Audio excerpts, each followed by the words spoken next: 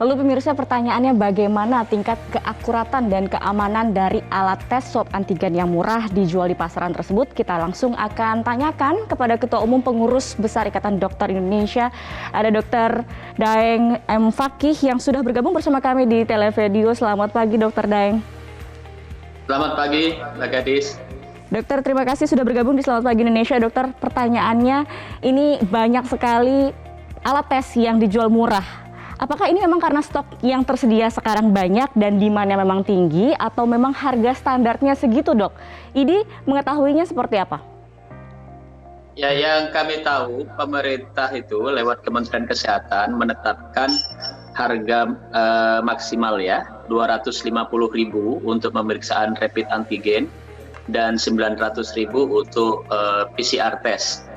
Itu sudah berikut alatnya dan jasa pemeriksaannya. Tidak boleh lebih mahal dari itu.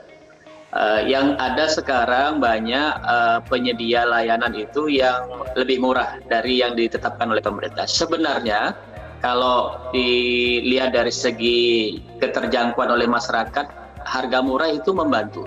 Ya, harga murah itu membantu. Mungkin sekarang para penyedia pelayanan itu bisa memberikan harga lebih murah dari yang dulu ditetapkan karena penyedia alat sekarang mungkin jauh lebih banyak dari di awal-awal. Kalau di awal-awal agak susah kan mendapatkan alat-alat seperti itu dan penyediaan pelayanan seperti itu agak susah. Sekarang karena banyak maka relatif lebih murah. Akan tetapi memang yang paling penting bagi kita adalah bukan masalah harganya, tetapi kualitas dari alat tesnya dan kualitas pemeriksaannya.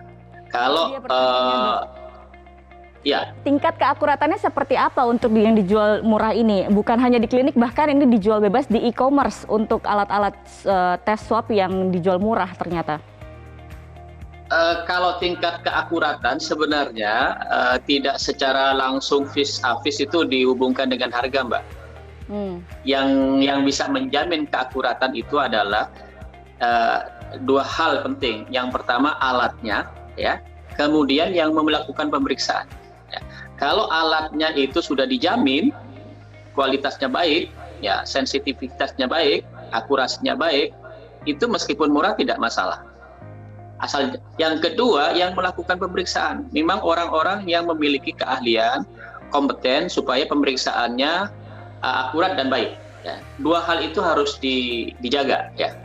Yang bisa menjaga tentang alat, ya itu baik atau tidak, itu kita bisa lihat yang ada di daftar di Kementerian Kesehatan. Kalau alat itu sudah mendapatkan izin dari Kementerian Kesehatan, itu berarti kualitasnya sudah dijamin oleh Kementerian Kesehatan. Saya kira masyarakat harus tahu gitu alat yang dipakai waktu pemeriksaan dan masyarakat boleh bertanya ya alat apa yang dipakai dan bandingkan dengan yang sudah ada izin di Kementerian Kesehatan. Kalau perlu masyarakat lebih kritis lagi.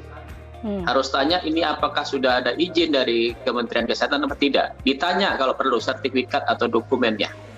Itu supaya ada pengawasan secara mandiri dari masyarakat supaya penyedia layanan bisa menyediakan pemeriksaan rapid atau PCR yang kualitasnya baik. Kemudian juga harus dipastikan yang melakukan pemeriksaan yang melakukan swab itu betul-betul ahlinya. Nah, ini yang kami juga khawatir kalau kemudian alat-alat ini dijual bebas, kemudian dibeli oleh masyarakat, ya bukan oleh tempat pelayanan. Nanti siapa yang melakukan pengambilan begitu, pengambilan terhadap swabnya?